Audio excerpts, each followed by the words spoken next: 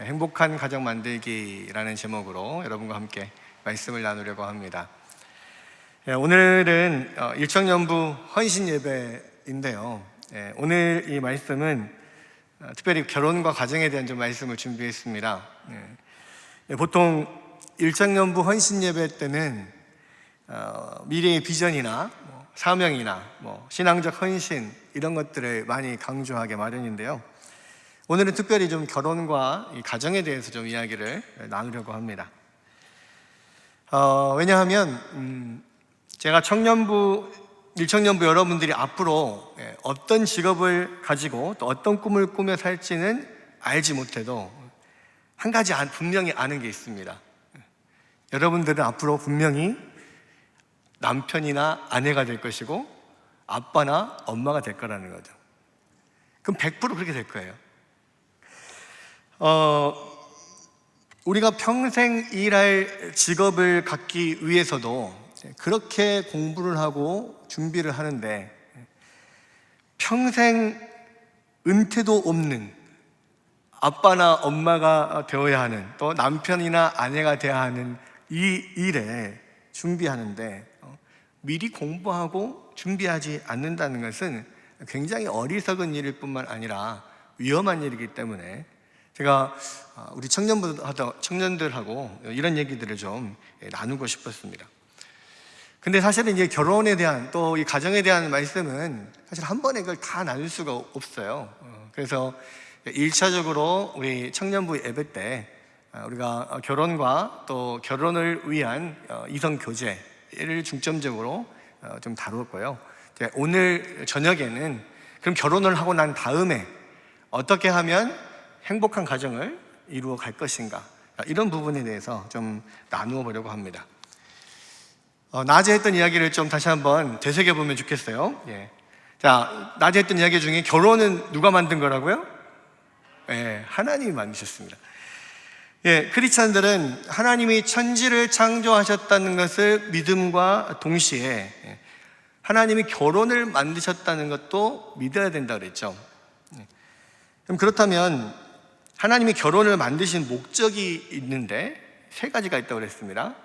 첫 번째는 뭐라고 그랬어요? 그렇죠. 하나님의 영광을 위해서. 인간을 만든 목적과 동일하게 또 하나님이 결혼이라고 하는 것도 직접 만드셨는데 그것도 하나님의 영광을 위해서라 그랬습니다. 그래서 남자와 여자가 한 몸을 이루어서 함께 하나님을 영화롭게 하고 영원토록 하나님을 함께 즐길 수 없는 결혼은 이미 처음부터 틀린 결혼이라고 그랬죠. 그래서 우리가 믿지 않는 사람하고 결혼할 수 없다라고 분명하게 이야기했습니다. 자, 두 번째 결혼의 목적이 뭐였죠? 가정 안에서 하나님의 사랑을 경험하는 거라고 했습니다. 자, 그 부분에 대해서 오늘 이 시간에 조금 더 자세하게 좀 다뤄보려고 했고요. 마지막 세 번째 목적은 뭐라고 그랬습니까? 가정 안에 주신 사명을 이루기 위해서. 그 사명이 뭐라고요? 생육하고 번성하고 땅에 충만하고 땅을 정복하는 것. 그것은 일반적인 사람들에게 주어진 사명이지만 그래서 모든 사람들도 다 자녀들을 많이 낳는 게 필요하지만 믿는 가정에서게 또 특별히 주시는 것은 바로 경건한 후손을 낳고 양육하여서 하나님의 나라를 세워가는 것. 그것은 이 가정에서부터 시작이 된다. 그랬습니다. 그래서 하나님께서 주신 대로 우리가 자녀들을 많이 낳고 믿음으로 잘 양육하는 것이 우리에게 주신 가장 기본적인 사명이다. 우리가 땅끝까지 복음을 증거하는 것도 우리에게 주신 사명이지만 그 땅끝까지 복음을 증거하기 위해서는 우리 가정에서부터 먼저 하나님의 사명을 이루어야 된다. 그 말씀을 함께 나눴습니다. 자, 오늘은 이제 아까 말씀드렸던 것 중에 두 번째 목적, 가정 안에서 하나님의 사랑을 경험하는 것에 대해서 좀 함께 나누려고 하는데요. 자, 우리는 가정을 통해서 하나님 아버지의 사랑을 경험합니다. 우리는 부모님을 통해서 아낌없이 부어주시는 대가를 바라지 않는 하나님의 사랑을 경험하고 또 우리가 부모가 되어서 자녀들을 낳고 부모가 되어서 더 깊이 그런 부모로서의 아버지 하나님의 사랑을 경험하게 되죠. 또 결혼해서 남편과 아내로 가정을 이끌어가면서 서로 사랑하고 존중하며 살아가는데, 이러한 남편과 아내의 사랑에 대해서 성경은 남편은 아내를 사랑하기를 예수께서 교회를 위해서 자기 목숨을 내어주신 것처럼 사랑하고, 아내는 남편에게 복종하기를 교회가 예수님께 복종하듯이 그렇게 사랑하라, 이렇게 말씀을 하고 있어요. 이게 바로 가정 안에서 이런 것을 통해서 예수님과 교회의 그 사랑을 경험하게 되는 겁니다. 그래서 가정은 아버지 하나님의 사랑을, 또 우리의 신랑 되신 예수님의 사랑을 경험하는 그런 곳으로서 현장 실습의 어떤 그런 장소로서 하나님께서 우리 가운데 주신 거라는 것입니다. 자, 에베소서 5장 24절에서 25절 한번 다시 한번 보겠습니다. 에베소서 5장 24절 25절 한번 읽어볼게요. 자, 시작. 그러므로 교회가 그리스도에게 하듯 아내들도 범사에 자기 남편에게 복종할지니라. 남편들아, 아내 사랑하기를 그리스도께서 교회를 사랑하시고 그 교회를 위하여 자신을 주심같이 하라. 이게 바로 가정 안에서 하나님의 사랑을 경험하는 원리입니다. 이 원리가 잘 가정 안에서 이루어지면 가정은 사랑이 충만한 곳이 되고 행복한 가정이 되겠죠. 여러분, 그러니까 세상을 창조하신 분이 하나님이시듯이 결혼을 만드신 분도 하나님이라고 했습니다. 우리가 결혼을 만드신 하나님의 뜻에 잘 따르면 행복한 가정생활을 할 수 있고, 하나님의 뜻을 잘 따르지 않으면 행복한 가정생활을 할 수 없다는 거예요. 그런데 많은 경우에 가정에서 이렇게 하나님의 어떤 우리 가운데 주신 사랑의 원리를 따르지 않음으로 문제가 많이 생깁니다. 여러분, 일반적으로 우리가 희생이라고 하면 보통 아내나 어머니가 연상이 되죠. 희생과 남편은 왠지 좀 잘 연결이 안 되는 것 같습니다. 여러분, 이것은 어쩌면 우리 문화적인 토양 때문인지도 모르죠. 그러나 우리가 갖고 있는 가치관과 성경의 가르침이 다를 때는 성경의 가르침에 따라서 주저 말고 우리의 가치관을 수정해야 돼요. 우리 동양적인 가치관으로는 남편은 집에서 가만히 있고 아내가 또 다 이렇게 섬겨주고, 남편은 그냥 말로만 이거 갖고 와라 저거 갖고 와라, 아이들에게도 그렇게 하고, 그런 식으로 하는 것이 우리 동양적인 문화예요. 그런데 분명히 하나님이 천지를 창조하셨듯이 하나님이 결혼을 창조하셨고, 그 결혼 안에 행복한 가정을 위한 하나님 사랑의 원리를 넣어주셨는데, 그것이 우리의 문화적인 통향하고 다르단 말이에요. 그러면 당연히 하나님의 말씀을 우리가 순종해야만 행복한 가정을 이룰 수가 있죠. 세상 사람들은 그렇게 생각하지 않을지라도 우리는 하나님이 천지를 만드셨고 하나님이 결혼을 만드셨기 때문에 어떻게 결혼 생활을 하는 것이 가장 행복한 것이라는 것을 알아요. 어떻게 하면 됩니까? 하나님의 말씀에 잘 순종하면 됩니다. 여러분, 그래서요, 성경은 행복한 가정생활을 위해서 반드시 남편이 아내를 세우기 위해서 희생적으로 사랑해야 된다고 이야기를 해요. 자, 25절에서 27절을 먼저 한번 보겠습니다. 25절에서 27절 한번 읽어볼게요. 자, 시작. 남편들아, 아내 사랑하기를 그리스도께서 교회를 사랑하시고 그 교회를 위하여 자신을 주심같이 하라. 이는 곧 물로 씻어 말씀으로 깨끗하게 하사 거룩하게 하시고 자기 앞에 영광스러운 교회로 세우사 티나 주름 잡힌 것이나 이런 것들이 없이 거룩하고 흠이 없게 하심이라. 여기 보면 예수님께서 교회를 영광스럽게 세우기 위해서 자기 자신을 주신 것 같이 남편들도 아내를 영광스럽게 세우기 위해서 희생적인 사랑을 보여야 한다는 거예요.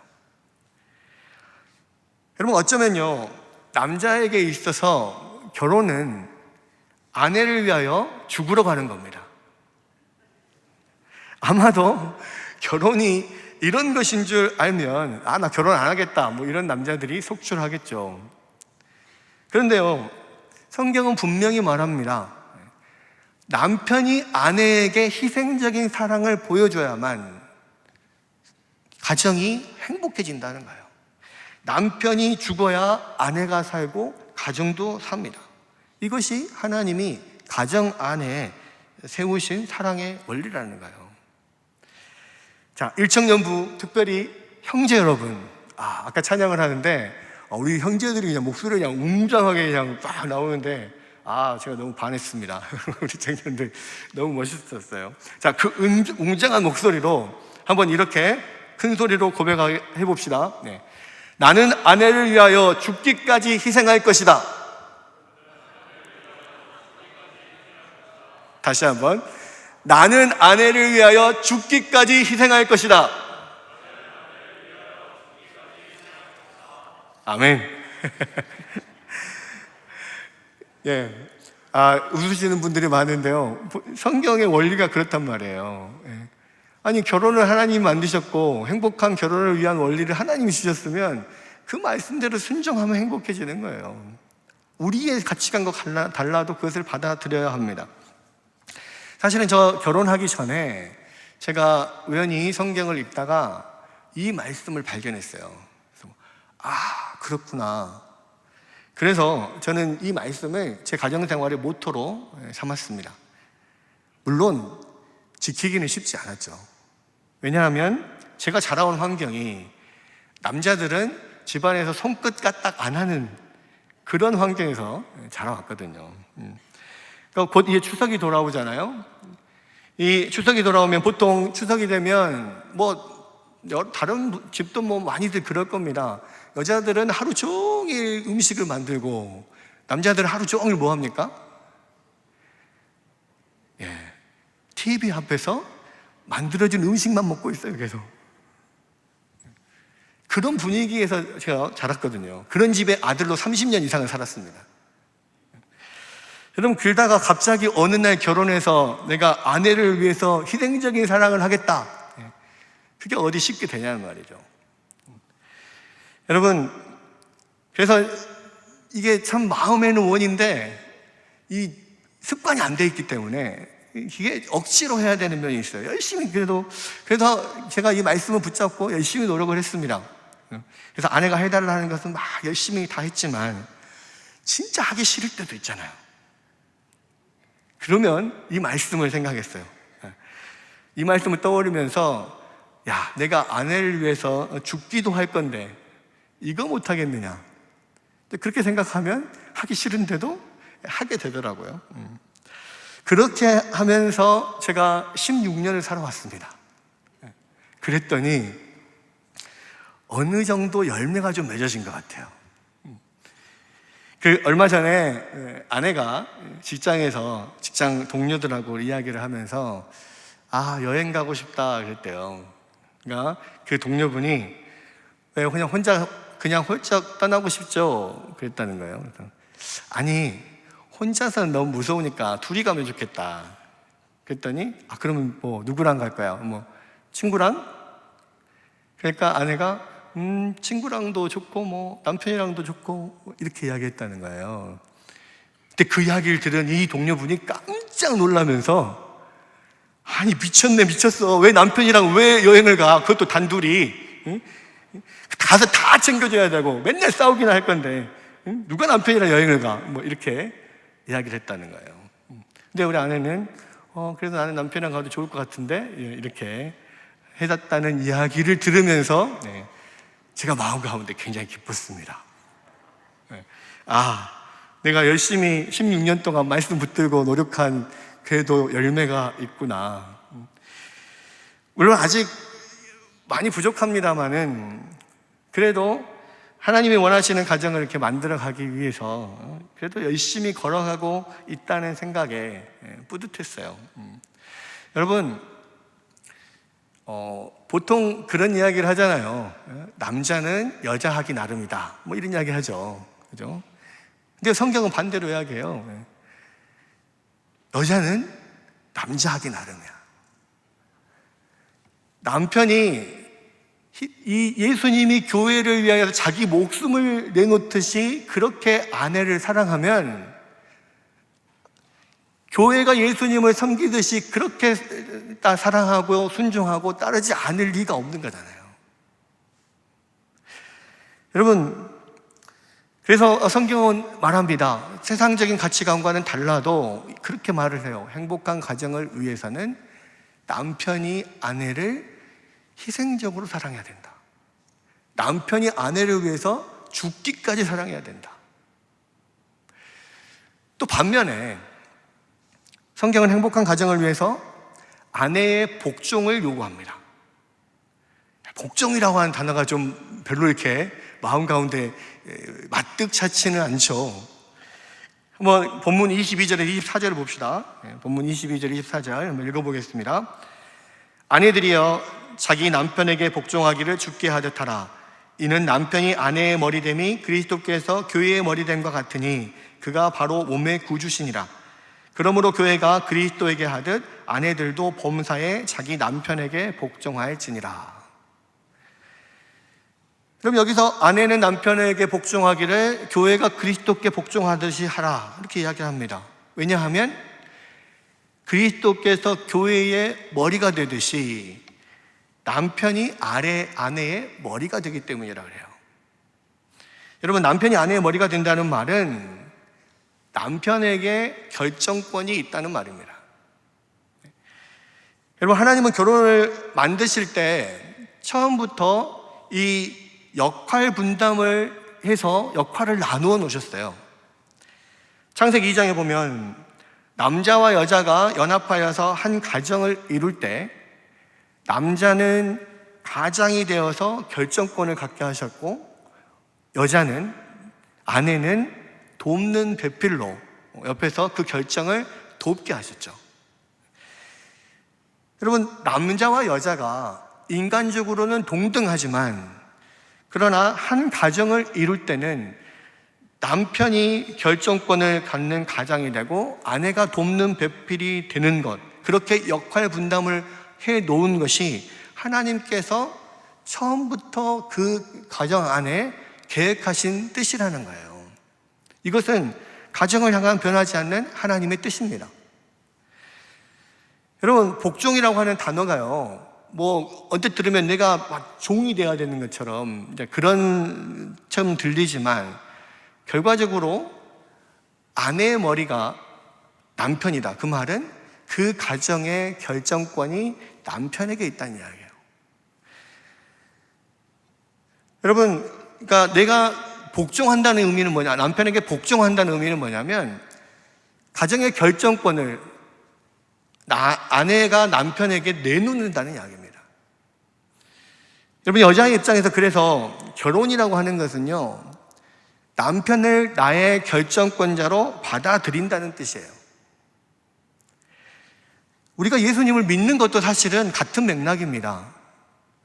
여러분, 내가 예수님을 우리의 구주로, 주인으로 모신다는 이야기는 예수님을 나의 인생의 결정권자로 모셔드린다는 이야기거든요. 그것이 복종하는 거예요. 그래서 여러분, 하나님께서 이 결혼에 만들어 놓으신 뜻은 남자와 여자가 함께 합쳐서 하나가 될 때 여자는 남편에게 그 결정권을 내어놓는 거예요. 남자는 결혼하는 것이 아내를 위해서 죽기 위해서 하는 것이고요, 아내는 결혼하는 것이 남편에게 내 결정권을 맡기기 위해서 하는 것이에요. 똑같이 이번에는 일청년부 자매들에게 묻겠습니다. 자, 여러분은 미래의 남편을 여러분의 결정권자로 받아들이시겠습니까? 믿음이 없도다, 믿음이. 여기에 네 하신 분들만 앞으로 행복한 결혼 생활을 할 수 있을 줄로 믿습니다. 여러분, 사공이 많으면 배가 산으로 가듯이요. 한 단체의 장도 한 사람이어야만 그 단체가 바로 설 수가 있어요. 가정이라고 하는 것은 우리 사회에서 가장 적은 또 가장 기본적인 단체입니다. 이 단체에도 반드시 장이, 그 결정을 할 수 있는 결정권을 가진 장이 한 사람이어야 해요. 그래야만 누군가 한 사람은 결정을 하는 장이 되고 또 다른 한 사람은 그 결정을 잘 돕는 참모의 역할을 하는 돕는 배필이 되어서 함께 가정을 이루어야만 이 가정이라고 하는 단체가, 그 그룹이 잘 세워질 수가 있는데, 그럼 누가 장이 될 것이냐? 누가 결정권자가 될 것이냐? 가위바위보에서 이긴 사람이 오늘은 가위바위보에서 아내가 이기면 아내가 결정권을 가지고, 내일은 남편이 이기면 남편이 결정권을 가지고, 그렇게 하라고 하지 않으시고, 하나님께서 처음부터 결혼을 계획하실 때 남편이 그 가정의 결정권자가 되고 아내가 돕는 배필이 돼서 함께 협력하여서 이 가정을 이루어가도록 하나님이 처음부터 그렇게 디자인했단 말이에요. 여러분, 하나님께서 만드신 이 세상의 법칙들이 있는데요, 그 법칙을 어기면 반드시 해를 입습니다. 이걸 이야기했지 않습니까? 하나님께서 만드신 중력의 법칙이 있어요. 중력의 법칙을 무시하고 제가 저 유리창 밖으로 뛰어내리면 어떻게 됩니까? 나는 슈퍼맨이야 그러면서 날 수 있어 하면서 뛰어내리면 어떻게 돼요? 죽거나 다쳐요. 하나님이 세우신 법칙이 아무리 내 마음에 안 들어도 그 법칙을 따르지 않으면요, 우리가 해를 입고 행복할 수가 없어요. 그런데 하나님은 가정의 행복을 위해서 이 남편은 아내를 목숨을 다해서 사랑하고 아내는 남편에게 결정권을 내놓고 복종함으로써 이 가정이 행복하게 만들어놨단 말이에요. 여러분, 사실은 많은 가정에서 문제가 발생하는 것도 이 결정권에 문제가 있기 때문입니다. 지금도 세상에는 남편의 결정권에 순종하기보다는 오히려 자기 자신이 결정권을 가지고 주장하는 아내들이 있어요. 근데 여러분, 그분들을 잘 관찰해 보세요. 여러분 가정에서도 혹시 그런 경향이 있다면 잘 보십시오. 공통점이 있어요. 그런 분들은, 그런 아내들은 하나같이 다 불행하다는 거예요. 여러분, 생각 같아서는 내 마음대로 결정하고 그러면은 행복하고 잘 될 것 같은데 결과는 반드시 반대로 나타나게 되어 있습니다. 왜 그러냐? 계속 아내가 그 결정권을 가지고 주장하면요, 큰 고통과 괴로움이 있고 다툼과 분쟁이 끊이지 않아요. 왜냐하면 이 남자의 성질이 그래요. 조금 그렇게 말하면 성질 머리가 그래요.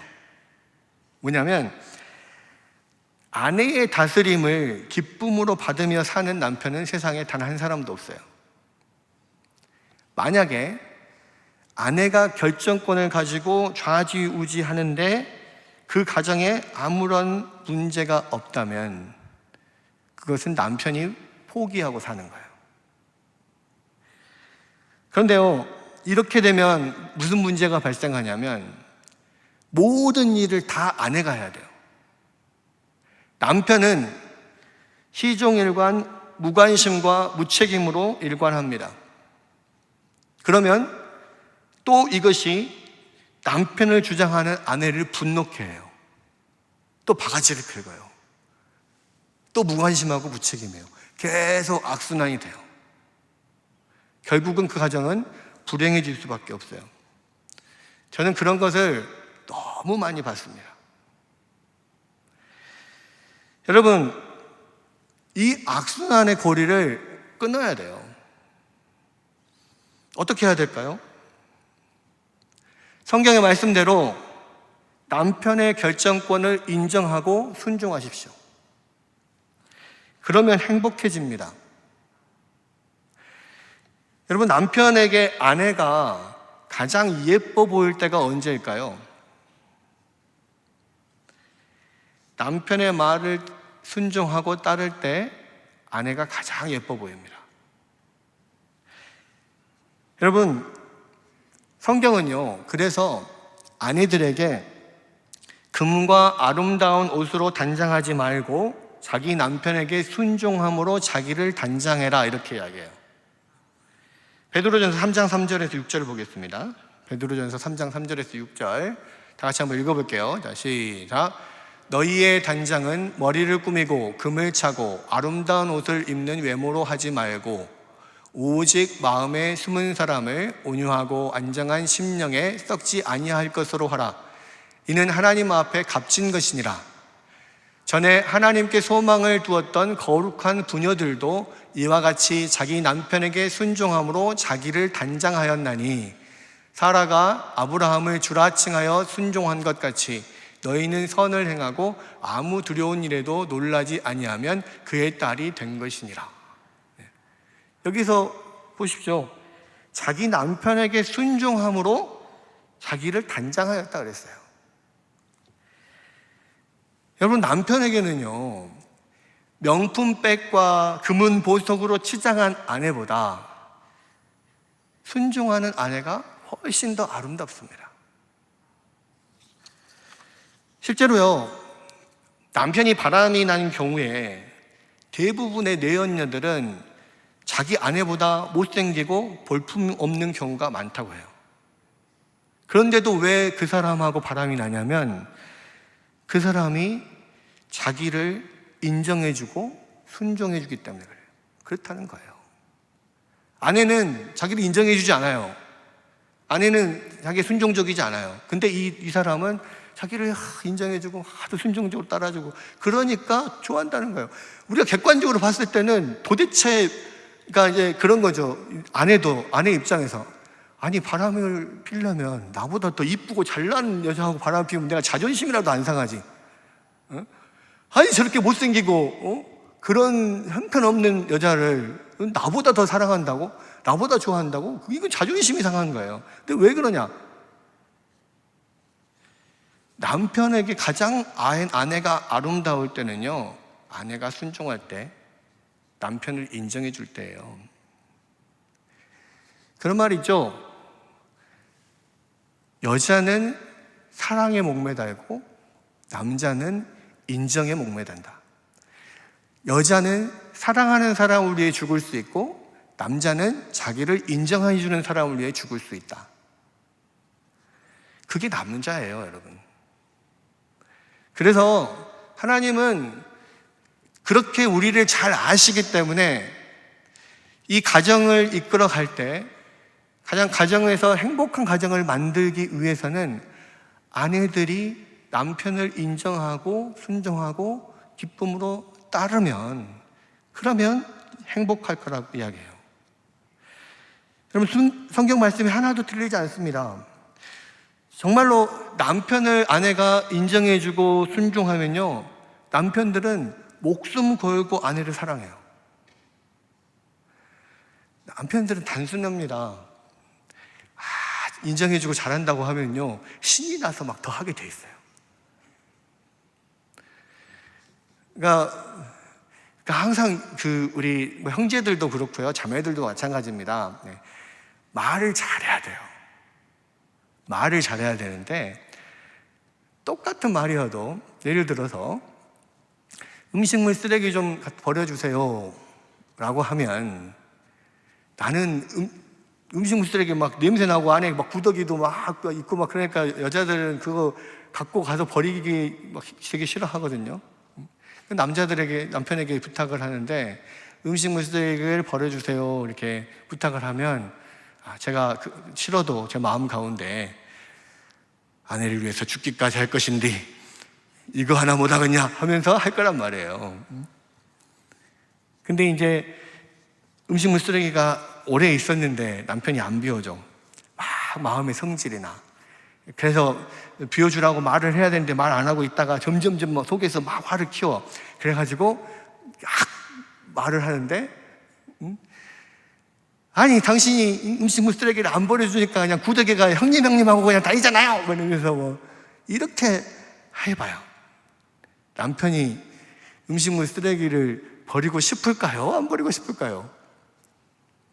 네, 안 버리고 싶어요. 마음이 생겼다가도 쏙 들어갑니다. 여러분, 그래서 남자들은요, 아내의 인정이 필요한 사람이에요. 인정해주고 순종하고 따라주고, 물론 아무것도 하지 않고 그냥 알아서 하십시오 이렇게 하라는 게 아니에요. 가정이 돌아가는데 필요한 여러 가지 그런 일들, 정보들 자기가 알고 있는 거 많이 있어요. 그것들을 계속 의견을 이야기하고 함께 나누고, 그러나 내 생각은 이런데 당신이 결정하세요 이렇게 결정권을 넘겨주면 되는 거예요. 그러면 남편들도 자기가 그것을 결정하기 힘들면 나는 아직 결정을 못 하겠는데 그냥 당신 뜻대로, 당신이 원하는 대로 한번 해봅시다 이렇게 할 수 있거든요. 그러니까 얼마든지 아내들도 자기가 원하는 것들을 남편하고 이야기하고 할 수 있어요. 그러나 분명한 것은, 분명히 그 가정의 결정권자는 남편이라고 하나님께서 처음부터 만들어 놨다라고 하는 것을 여러분 꼭 기억하셔야 된단 말이에요. 여러분, 이게 사실은 서로에게 마찬가지입니다. 아까 제가 남자는 여자 하기 나름이라고 그런 말처럼 반대로 여자는 남자 하기 나름이라고 그랬잖아요. 사실 피차 똑같아요. 그러니까 남편이 아내를 위해서 목숨을 바쳐서 사랑하잖아요. 그러면 아내는 이 남편을 정말 신뢰하고 따르고 순종하게 돼 있어요. 그죠? 반대로 아내가 남편을 정말 잘 인정해주고 순종하고 따르잖아요. 그러면 남편은 또 더 신이 나서 목숨을 다해서 아내를 사랑해요. 이게 피차에 그렇게 서로 선순환이 되는 거예요. 여러분, 그래서 누가 먼저라 할 것이 없이 남편과 아내가 서로 피차 그렇게 사랑해야 한다라고 하는 것을 오늘 본문 말씀의 맨 처음에 서두에 대전제로 성경은 이렇게 이야기합니다. 에베소서 5장 21절 한번 다 같이 읽어볼게요. 시작. 그리스도를 경외함으로 피차 복종하라. 그리스도를 경외함으로 피차 복종하라. 이 밑에 아내들에게, 남편들에게 요구하는 그 내용들이 나와요. 결국은 누가 먼저 할 것이 없이 서로가 서로에게 또 그리스도를 경외함으로 이 말씀을 믿는 마음으로 그렇게 말씀에 순종하고 그렇게 해 나간다면 정말로 아름다운 가정을 만들어갈 수 있다는 것입니다. 여러분, 사실은 이 결혼과 가정에 대해서 청년들에게 들려주고 싶은 정말 많은 이야기들이 있어요. 제가 지난 세월을 쭉 돌이켜보면, 내가 청년 시절에 이런 결혼과 가정에 대해서 더 많은 것들을 듣고 배웠더라면 가정생활을 좀 더 행복하게 할 수 있었을 텐데, 사실 그런 것들이 너무 많습니다. 그래서 저는 좀 시간이 되면 우리 교회에서 결혼을 앞둔 우리 청년들하고 같이 결혼 예비학교 뭐 이런 것들 통해서 몇 주 동안 함께 이 결혼에 대한 말씀을 공부하고 결혼하게 하면 참 좋겠다, 이런 생각을 가지고 있습니다. 어쨌거나 그런 말씀들을 오늘 저녁에 다 할 수는 없으니까 오늘은 행복한 가정을 만드는 남편과 아내의 행동 원리에 대해서만 다루었는데요. 여러분, 오늘 이 말씀을 여러분 기억하면서 정말로 하나님이 기뻐하시는 행복한 가정을 꾸리기 위해서 내가 정말, 형제들은 내가 죽기까지 아내를 사랑하겠다, 아내에게 그런 희생적인 사랑하겠다, 또 자매들은 내 미래의 남편에게 나는 정말로 인정하고 순종하며 따르겠다, 그렇게 해서 하나님의 계획하신, 하나님이 디자인하신 그 정말 이상적인 가정을 만들어가겠다라고 하는 그러한 꿈이 여러분 가슴속에 새겨졌으면 좋겠습니다. 오늘 이 말씀 붙들고 또 온전히 이루어가는 여러분들 되시기를 주님의 이름으로 축원합니다.